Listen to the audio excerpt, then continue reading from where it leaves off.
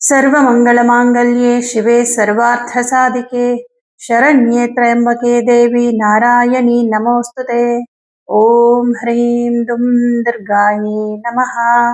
ಓಂ ಶ್ರೀ ಗುರುಭ್ಯೋ ನಮಃ. ನಮ್ಮ ಯೂಟ್ಯೂಬ್ ವಾಹಿನಿಯ ಸಮಸ್ತ ವೀಕ್ಷಕರಿಗೆ ನಿಮ್ಮ ನೇತ್ರಾವತಿ ಮಾಡುವ ನಮಸ್ಕಾರಗಳು. ಮಾಸ ಭವಿಷ್ಯ ಕಾರ್ಯಕ್ರಮಕ್ಕೆ ಎಲ್ಲರಿಗೂ ಆತ್ಮೀಯವಾದ ಸ್ವಾಗತ. ವೀಕ್ಷಕರೇ, ಆಗಸ್ಟ್ ಮೊದಲ ವಾರದಿಂದ ಆನ್ಲೈನ್ ಜ್ಯೋತಿಷ್ಯ ತರಗತಿ ಪ್ರಾರಂಭ ಆಗ್ತಾ ಇದೆ.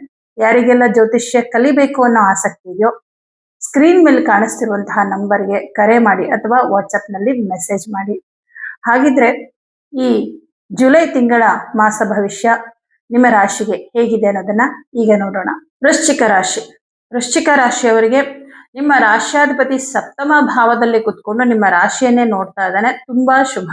ರಾಶ್ಯಾಧಿಪತಿಯು ಕೇಂದ್ರದಲ್ಲೇ ಇರೋದ್ರಿಂದ ನಿಮ್ಗೆ ಶುಭ ಫಲ ಕೊಡ್ತಾನೆ. ಮುಖ್ಯವಾಗಿ ನಿಮ್ಮ ಮೇಲೆ ನಿಮಗೆ ಗೌರವ ಜಾಸ್ತಿ ಆಗತ್ತೆ, ಆತ್ಮವಿಶ್ವಾಸ ಜಾಸ್ತಿ ಆಗತ್ತೆ, ಮುಂದಿನ ದಿನಗಳಲ್ಲಿ ಒಳ್ಳೇದಾಗತ್ತೆ ಅನ್ನುವಂತಹ ನಂಬಿಕೆ ಜಾಸ್ತಿ ಆಗತ್ತೆ. ಇದೇ ತುಂಬಾ ಇಂಪಾರ್ಟೆಂಟ್. ಹಾಗೆ ಮುಖ್ಯವಾಗಿ ಉದ್ಯೋಗದಲ್ಲಿ ಸ್ವಂತ ಉದ್ಯೋಗವನ್ನ ಮಾಡುವಂತವರಿಗೆ, ಹಾಗೆ ಪಾರ್ಟ್ನರ್ಶಿಪ್ ಅಲ್ಲಿ ಉದ್ಯೋಗವನ್ನ ಮಾಡ್ತಾ ಇರುವಂತವರಿಗೆ ತುಂಬಾನೇ ಶುಭ ಆಗುತ್ತೆ. ಯಾಕಂದ್ರೆ ಪಾಲುದಾರಿಕೆಗೆ 7ನೇ ಮನೆ ನೋಡ್ತೀವಿ. ಸಪ್ತಮಾಧಿಪತಿ ದಶಮದಲ್ಲಿ ಕುತ್ಕೊಂಡಿದ್ದಾನೆ. ಹಾಗೆ ಸಪ್ತಮದಲ್ಲಿ ನಿಮ್ಮ ರಾಶ್ಯಾಧಿಪತಿನೇ ಇರೋದ್ರಿಂದ ಈ ಪಾಲುದಾರಿಕೆಯ ವ್ಯವಹಾರಗಳಲ್ಲಿ, ಬಿಸ್ನೆಸ್ ಅಲ್ಲಿ ತುಂಬಾನೇ ಅನುಕೂಲ ಆಗುತ್ತೆ. ನೀವೇನು ಒಂದಿಷ್ಟು ಕೆಲಸಗಳನ್ನ ನೀವು ಅನ್ಕೊಂಡಿರ್ತೀರ ಅದೆಲ್ಲವನ್ನ ನಿಭಾಯಿಸ್ತೀರಾ, ಜವಾಬ್ದಾರಿಗಳನ್ನ ನಿಭಾಯಿಸ್ತೀರಾ. ದ್ವಿತೀಯ ಭಾವಾಧಿಪತಿ ಗುರುಗ್ರಹ ಭಾಗ್ಯದಲ್ಲಿ ಸ್ಥಿತನಾಗಿರೋದ್ರಿಂದ ಪೂಜೆ ಪುನಸ್ಕಾರಗಳನ್ನ ಮಾಡುವಂಥದ್ದು, ಮನೆಯಲ್ಲಿ ವಿಶೇಷವಾಗಿ ದೇವಸ್ಥಾನಗಳಿಗೆ ಹೋಗುವಂಥದ್ದು, ತೀರ್ಥಕ್ಷೇತ್ರಗಳಿಗೆ ಹೋಗುವಂತಹ ಒಂದು ಪ್ಲಾನ್ ಅನ್ನ ಈ ತಿಂಗಳಲ್ಲಿ ನೀವು ಮಾಡೋ ಸಾಧ್ಯತೆ ಇದೆ. ಹಾಗಾಗಿ ಮನೆಯ ವಾತಾವರಣ ಕೂಡ ತುಂಬಾ ಚೆನ್ನಾಗಿರುತ್ತೆ. ಯಾಕಂದ್ರೆ ಮನೆಯಲ್ಲಿ ತುಂಬಾ ಪೂಜೆ ಪುನಸ್ಕಾರಗಳನ್ನ ಮಾಡೋದ್ರಿಂದ ಶುಭ ಕಾರ್ಯಗಳನ್ನ ಏನಾದ್ರೂ ಮಾಡ್ಬೇಕು ಅಂತ ಅನ್ಕೊಂಡ್ರೆ ಅದಕ್ಕೆ ತುಂಬಾ ಸೂಕ್ತವಾದ ಒಂದು ಸಮಯ. ಅಂದ್ರೆ ಪ್ಲಾನ್ ಮಾಡ್ಕೋಬಹುದು ನೀವು ಈ ತಿಂಗಳಲ್ಲಿ ಹೇಗ್ ಮಾಡ್ಬೇಕು, ಏನು ಯಾವಾಗ ಅರೇಂಜ್ ಮಾಡ್ಬೇಕು, ಇದಕ್ಕೆಲ್ಲ ನೀವು ಪ್ಲಾನ್ ಮಾಡ್ಕೋಬಹುದು. ಹಾಗೆ ವಿವಾಹಕ್ಕೆ ಸಂಬಂಧಪಟ್ಟಂತೆ ಏನಾದ್ರೂ ಮಾತುಕತೆಗಳಿದೆ ಅನ್ನೋದಾದ್ರೆ ಅದಕ್ಕೂ ಕೂಡ ಒಳ್ಳೆ ಟೈಮ್. ಅದರಿಂದ ನಿಮ್ಗೆ ಸಕ್ಸಸ್ ಸಿಗುತ್ತೆ. ನಿಮ್ಮ ಮಾತುಕತೆಯಿಂದ ನಿಮ್ಗೆ ಅನುಕೂಲ ಆಗುತ್ತೆ. ಧನಾಧಿಪತಿಯಾಗಿ ಗುರು ಉಚ್ಚ ಕ್ಷೇತ್ರದಲ್ಲಿರೋದ್ರಿಂದ ಹಣಕಾಸಿನ ವಿಷಯದಲ್ಲಿ ತುಂಬಾ ಚೆನ್ನಾಗಿದೆ. ಬೇರೆಯವರಿಗೆ ಕೊಟ್ಟಿರೋ ಹಣ ವಾಪಸ್ ಬರುತ್ತೆ. ಸಾಲದ ಸುಳಿಯಲ್ಲಿ ಸಿಕ್ಕಾಕೊಂಡಿರುವಂತವರಿಗೆ ಸಾಲದಿಂದ ಸ್ವಲ್ಪ ಮಟ್ಟಿಗಾದ್ರೂ ಈ ತಿಂಗಳಲ್ಲಿ ಮುಕ್ತಿ ಆಗೋದಕ್ಕೆ ಅನುಕೂಲ ಆಗುತ್ತೆ. ಯಾಕಂದ್ರೆ ಬಿಸ್ನೆಸ್ ಅಲ್ಲಿ ತುಂಬಾ ಲಾಭ ಬರುತ್ತೆ. ಹಾಗಾಗಿ ಸಾಲದ ಬಾಧೆಯನ್ನ ನಿವಾರಣೆ ಮಾಡ್ಕೊಳ್ತೀರಾ. ಇನ್ನು ಮನೆ ತಗೋಬೇಕು, ನಿವೇಶನ ತಗೋಬೇಕು ಅಂತ ಅನ್ಕೊಂಡಿರೋರ್ಗೆ ಒಳ್ಳೆ ಟೈಮ್. ಏನಪ್ಪಾ ಪಂಚಮ ಶನಿ ನಡೀತಾ ಇದೆ, ಇಂತಹ ಟೈಮಲ್ಲಿ ಮನೆ ತಗೊಳ್ಳೋದು, ನಿವೇಶನ ತಗೊಳ್ಳೋದು ನಮ್ಗೆ ಸೂಕ್ತನಾ ಅಂತ ನಿಮ್ಗೆ ಅನ್ಸ್ಬೋದು. ಆದ್ರೆ ಪಂಚಮ ಶನಿ, 5ನೇ ಮನೆಯಲ್ಲಿ ಪಂಚಮ ಶನಿ ಇದ್ರೂ ಕೂಡ ಆ ಪಂಚಮ ಶನಿ ಮೇಲೆ ಗುರುದೃಷ್ಟಿ ಬಿದ್ದಿದೆ. ಗುರುದೃಷ್ಟಿ ಬಿದ್ದಾಗ ಅವನು ಅಶುಭ ಫಲವನ್ನ ಕಮ್ಮಿ ಮಾಡ್ತಾನೆ. ಹಾಗೆ ಗುರುವಿನ ದೃಷ್ಟಿ ನಿಮ್ಮ ರಾಶಿ ಮೇಲೆ ಬಿದ್ದಿರೋದ್ರಿಂದ ನಿಮಗೆ ಏನಾದ್ರೂ ಈ ತರ ಒಳ್ಳೆಯ ಕಾರ್ಯಗಳು, ಒಂದು ಆಸ್ತಿಯನ್ನ ಖರೀದಿ ಮಾಡುವಂಥದ್ದು, ಈ ತರದ್ದೇನೋ ಒಂದು ನೀವು ಅನ್ಕೊಂಡ್ರೆ ಅದಕ್ಕೆ ಬೇಕಾದ ಧನ ಅನುಕೂಲ ಆಗತ್ತೆ. ಹಾಗಾಗಿ ನೀವು ಈ ವಿಚಾರವಾಗಿ ಯೋಚನೆ ಮಾಡ್ಬೋದು. ತೃತೀಯ ಭಾವಾಧಿಪತಿ ಶನಿಯ ಮೇಲೆ ಗುರುದೃಷ್ಟಿ ಇರೋದ್ರಿಂದ ಯಾರ್ಯಾರು ನಿಮ್ಮನ್ನ ಶತ್ರುಗಳಂತೆ ನೋಡ್ತಾ ಇದ್ರು, ಯಾರ್ಯಾರು ನಿಮ್ಮನ್ನ ದೂರ ಮಾಡಿದ್ರು, ಅವರಾಗೆ ಮಾತಾಡ್ಸ್ಕೊಂಡ್ ಬರುವಂತಹ ಸನ್ನಿವೇಶಗಳು ಬರುತ್ತೆ. ಅವ್ರನ್ನ ಮಾತಾಡ್ಸ್ಬೇಕಾ, ನಿಮ್ಮ ಜೀವನಕ್ಕೆ ಹತ್ರ ಮಾಡ್ಕೋಬೇಕಾ, ಇಲ್ಲ ದೂರನೇ ಇಡ್ಬೇಕಾ ಅನ್ನೋದು ನಿಮಗ್ ಬಿಟ್ಟಿದ್ದು. ನೀವೆಷ್ಟು ಒಳ್ಳೇದ್ ಮಾಡಿದ್ರು ಕೂಡ ನಿಮ್ಗೆ ಕೆಟ್ಟದನ್ನೇ ಬಯಸ್ತಿದಾರೆ ಅಂತಂದ್ರೆ ಅಂಥವರನ್ನ ದೂರ ಇಡೋದು ತುಂಬಾ ಒಳ್ಳೇದು. ಯಾಕಂದ್ರೆ ಒಬ್ಬ ವ್ಯಕ್ತಿ ಒಂದಲ್ಲ ಒಂದ್ ಟೈಮ್ಗೆ ಬದಲಾಗ್ಬೇಕು.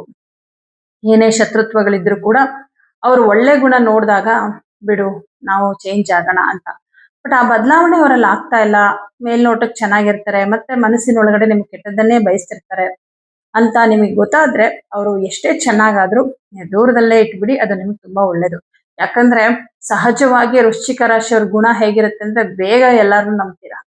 ತುಂಬಾ ನಂಬಿ ಮೋಸ ಹೋಗೋದ್ರಲ್ಲಿ ಫಸ್ಟ್ ಇರ್ತೀರ ವೃಶ್ಚಿಕ ರಾಶಿಯವರು. ಯಾವ ಮಟ್ಟಿಗೆ ಮೋಸ ಹೋಗ್ತೀರಂದ್ರೆ ನಿಮಗೆ ಲಾಸ್ ಮಾಡ್ಕೊಂಡು ಅವ್ರಿಗೇನೋ ಸಹಾಯ ಮಾಡ್ತೀರಾ. ಹಾಗಾಗಿ ಅಂಥವ್ರು ಬಹಳ ಹುಷಾರಾಗಿರ್ಬೇಕು. ಯಾವುದೇ ಕಾರಣಕ್ಕೂ ಏಮಾರಲ್ಲ ಅನ್ನೋರು ಬಿಡಿ, ಅವ್ರನ್ನ ಏಮಾರ್ಸಕ್ಕಲ್ಲ. ಬಟ್ ನೀವು ಸ್ವಲ್ಪ ಬೇಗ ಏಮಾರ್ಬಿಡ್ತೀರಾ. ಒಂಚೂರು ಹುಷಾರಾಗಿರಿ. ಇನ್ನು ಚತುರ್ಥ ಭಾವಾಧಿಪತಿಯಾಗಿ ಶನಿಯ ಮೇಲೆ ಗುರುದೃಷ್ಟಿ ಇರೋದ್ರಿಂದ ಇಷ್ಟು ದಿನ ಏನೋ ಸ್ವಲ್ಪ ಬಾಧೆ, ಮನಸ್ಸಿಗೆ ಬೇಸರ ಇದೆಲ್ಲ ಆಗ್ತಾ ಇತ್ತು. ಮಕ್ಕಳ ವಿಷಯದಲ್ಲಿ ಚಿಂತೆ ಕೆಲವರಿಗೆ ಇದೆಲ್ಲ ಇತ್ತು. ಅದೆಲ್ಲ ಸ್ವಲ್ಪ ಕಮ್ಮಿ ಆಗುತ್ತೆ. ಅಂದ್ರೆ ಮಕ್ಕಳ ವಿಷಯದಲ್ಲಿ ಇದ್ದಂತ ಟೆನ್ಷನ್ ಆಗಿರ್ಬೋದು, ಚಿಂತೆ ಆಗಿರ್ಬೋದು, ಸ್ವಲ್ಪ ಮಟ್ಟಿಗೆ ಕಮ್ಮಿ ಆಗುತ್ತೆ. ವಿದ್ಯಾರ್ಥಿಗಳಿಗೆ ತುಂಬಾ ಚೆನ್ನಾಗಿದೆ. ಯಾಕಂದ್ರೆ ಪಂಚಮದಲ್ಲಿ ಶನಿ ಇದ್ರೂ ಕೂಡ ಪಂಚಮ ಸ್ಥಾನದ ಮೇಲೆ ಗುರುವಿನ ದೃಷ್ಟಿ, ಉಚ್ಚ ಗುರುವಿನ ದೃಷ್ಟಿ ಇದೆ. ನಿಮ್ಮ ರಾಶಿಯ ಮೇಲೆ ಗುರು ದೃಷ್ಟಿ ಇದೆ. ಓದೋದ್ರಲ್ಲಿ ಆಸಕ್ತಿ ಜಾಸ್ತಿ ಆಗುತ್ತೆ. 6ನೇ ಮನೆ ಅಧಿಪತಿ ಸಪ್ತಮದಲ್ಲಿರೋದ್ರಿಂದ, ಕೇಂದ್ರದಲ್ಲಿರೋದ್ರಿಂದ ಕೆಲಸ ಅಂತ ಬಂದಾಗ ಮುಖ್ಯವಾಗಿ ಪ್ರೈವೇಟ್ ಕಂಪನಿಗಳಲ್ಲಿ, ಖಾಸಗಿ ಕಂಪನಿಗಳಲ್ಲಿ ಕೆಲಸ ಮಾಡುವಂತವ್ರಿಗೆ ತುಂಬಾನೇ ಚೆನ್ನಾಗಿದೆ.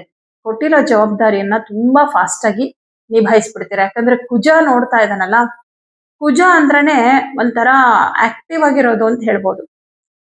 ಅಂದ್ರೆ ಯಾವುದು ಇವನ್ ಕೆಲ ಆಗಲ್ಲ ಅನ್ನಲ್ಲ, ಸೋಮಾರಿತನ ಇರಲ್ಲ, ತುಂಬಾ ಆಕ್ಟಿವ್ ಆಗಿ ಕೆಲಸ ಮಾಡೋದು.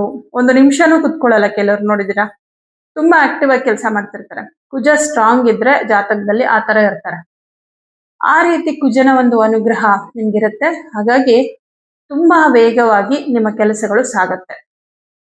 ಸಪ್ತಮದಲ್ಲಿ ಕುಜಗ್ರಹ ಇರೋದ್ರಿಂದ ನಿಮ್ಮ ಸಂಗಾತಿಯ ವಿಚಾರದಲ್ಲಿ, ಅಂದ್ರೆ ಯಾವುದೋ ಒಂದು ಪ್ರಮುಖವಾದ ನಿರ್ಧಾರವನ್ನ ನೀವು ಮತ್ತು ನಿಮ್ಮ ಸಂಗಾತಿ ತಗೊಳ್ತೀರಾ.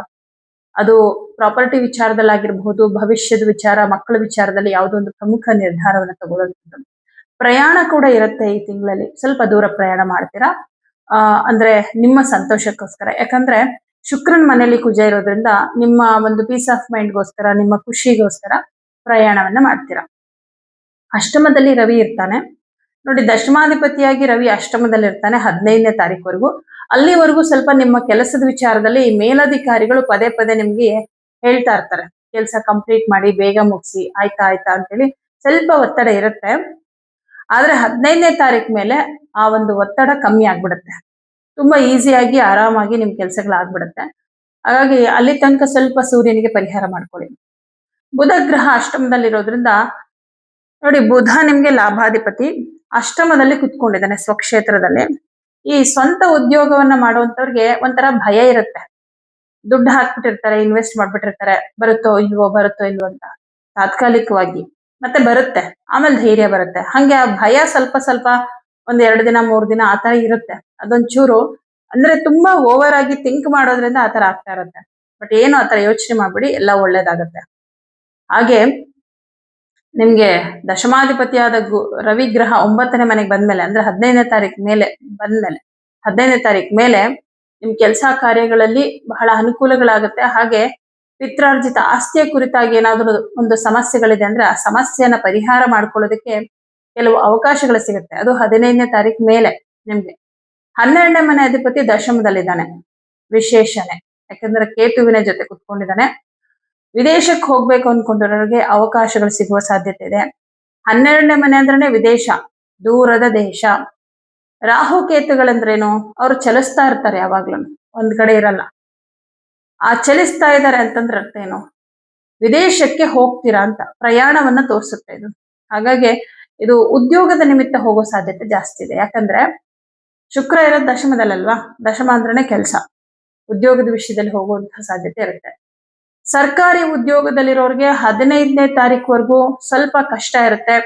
ಕೆಲಸ ಮೂವ್ ಆಗ್ತಾ ಇರಲ್ಲ, ಸ್ವಲ್ಪ ಪೆಂಡಿಂಗ್ ಆಗ್ತಾ ಇರುತ್ತೆ.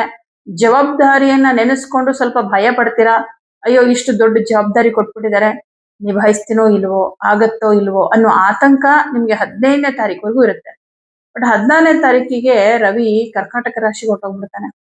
ಕರ್ಕಾಟಕ ರಾಶಿಯಾಧಿಪತಿ ಚಂದ್ರ, ಅಂದ್ರೆ ನಿಮ್ಮ ಮನಸ್ಸು ಆಗಿರುತ್ತೆ. ಈ ಮನಸ್ಸಿನ ಮೇಲೆ ರವಿಯ ಪ್ರಭಾವ ಬಿದ್ದಾಗ ಆತ್ಮವಿಶ್ವಾಸ ಜಾಸ್ತಿ ಆಗುತ್ತೆ, ಭಯ ಹೊರಟೋಗುತ್ತೆ. ಓ, ನನ್ ಕೈಲೆಲ್ಲ ಆಗತ್ತೆ, ಇದು ಕಂಪ್ಲೀಟ್ ಆಗುತ್ತೆ. ಬಟ್ ಅದೇ ತರ ನೀವು ಹೆಂಗೆ ಧೈರ್ಯವಾಗಿ ಕೆಲಸ ಮುಂದುವರಿಸ್ತೀರೋ ಅದೇ ತರ ನಿಮ್ ಕೆಲಸ ಎಲ್ಲ ಕಂಪ್ಲೀಟ್ ಆಗುತ್ತೆ. ಅದಕ್ಕೆ 15ನೇ ತಾರೀಕುವರೆಗೂ ಸ್ವಲ್ಪ ಪರಿಹಾರ ಮಾಡ್ಕೊಳ್ಳಿ. ಏನ್ ಪರಿಹಾರ ಅಂದ್ರೆ, ಪ್ರತಿದಿನ ಆದಿತ್ಯ ಹೃದಯ ಮಂತ್ರವನ್ನ ಹೇಳ್ಕೊಳ್ಳಿ. ಪ್ರತಿ ಭಾನುವಾರ ಗೋಧಿ ಮತ್ತು ಹೆಸರು ಕಾಳು, ಈ 2 ಧಾನ್ಯವನ್ನ ಯಾವ್ದಾದ್ರು ದೇವಸ್ಥಾನಕ್ಕೆ ಕೊಡಿ.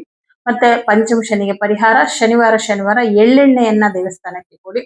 ಯಾಕಂದ್ರೆ ಪಂಚಮ ಶನಿ ಪ್ರಭಾವ ಕಮ್ಮಿ ಆಗಿದ್ರು ಕೂಡ ಎಲ್ಲೋ ಅಲ್ಪ ಸ್ವಲ್ಪ ಸಮಸ್ಯೆಗಳು ಬರಬಹುದು. ಅದಕ್ಕೋಸ್ಕರ ಪರಿಹಾರ ಮಾಡ್ಕೊಳ್ಳಿ. ಯಾಕಂದ್ರೆ ಮುಂದಿನ ದಿನಗಳಲ್ಲಿ ಗುರು ಸ್ವಲ್ಪ ದಿನದ ಮಟ್ಟಿಗೆ ಸಿಂಹರಾಶಿ ಬರ್ತಾನೆ. ಆ ಟೈಮಲ್ಲಿ ಪಂಚಮ ಶನಿಯ ಪ್ರಭಾವ ಜಾಸ್ತಿ ಆಗ್ಬಿಡುತ್ತೆ. ಇಷ್ಟು ದಿನ ಏನು ಕೊಟ್ಟಿರಲ್ಲ ಸಮಸ್ಯೆಗಳು, ಅದು ಒಂದೇ ಸಲ ಕೊಡ್ಬೋದು. ನೀವು ಈಗ್ಲಿಂದನೇ ಪರಿಹಾರ ಮಾಡ್ಕೊಳ್ಳಿ. ಒಳ್ಳೇದಾಗತ್ತೆ. ವೃಶ್ಚಿಕ ರಾಶಿಯವರಿಗೆ ಈ ತಿಂಗಳು ತುಂಬಾ ಚೆನ್ನಾಗಿದೆ ಅಂತ ಹೇಳ್ಬೋದು. ಮುಂದಿನ ದಿನಗಳು ಕೂಡ ನಿಮ್ಗೆ ಒಳ್ಳೇದಾಗತ್ತೆ. ಎಲ್ರಿಗೂ ಶುಭವಾಗಲಿ.